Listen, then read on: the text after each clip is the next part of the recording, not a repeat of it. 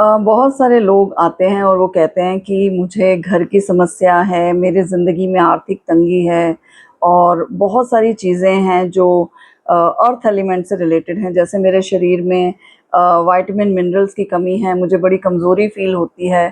तो आपको सुनने में अजीब लगेगा, लेकिन ये सारे चीज़ें तब होती हैं जब हम अपनी धरती को लेकर ग्रैटिट्यूड पे नहीं करते या वैल्यू नहीं करते। बहुत सारे लोग जो हैं वो खाने को लेके उदारता नहीं रखते, ग्रैटिट्यूड नहीं रखते, शुक्राना नहीं करते। तो हमें धरती से क्या-क्या मिलता है?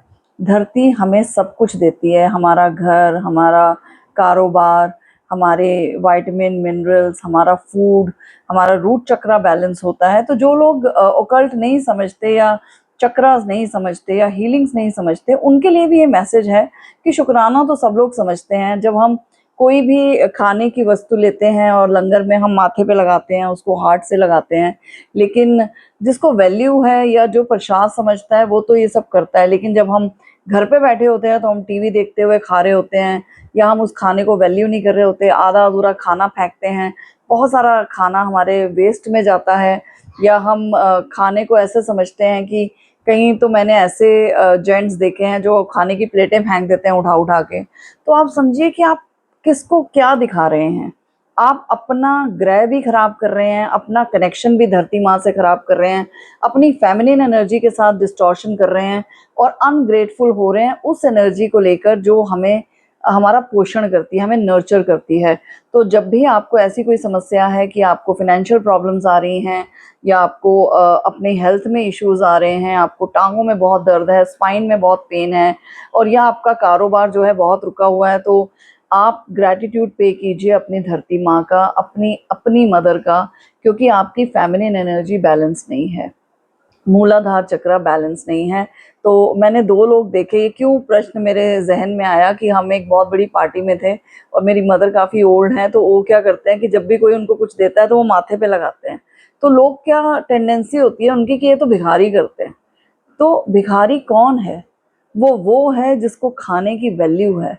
आप उसको कुछ भी देते हो ना, वो माथे पे लगाता है। या हम लंगर में जाते हैं तो हम उस लंगर की वैल्यू करना हमें सिखाया गया है।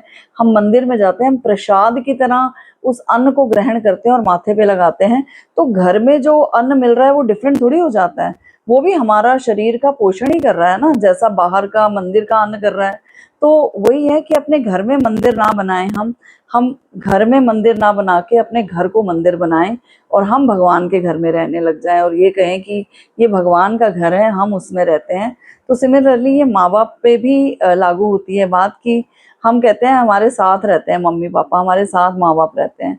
तो सारी ज़िंदगी तो माँ-बाप ही हमें रखते हैं, तो हम माँ-बाप के घर में रहते हैं। क्या हुआ, आज हमारे पास थोड़ी नॉलेज ज़्यादा होगी, थोड़ा विज़डम ज़्यादा हो गया, थोड़ी एजुकेशन ज़्यादा होगी, लेकिन उनके टाइम के हिसाब से वो हमसे बहुत अहेड थे और उन्हीं की उँगली पकड़-पकड़ के हम सीखे हैं। तो अपना जो है ग्रैटिट्यूड जो है कायम रखें धरती माँ के साथ और अपने पेरेंट्स के साथ, क्योंकि वो सोर्स एनर्जी है।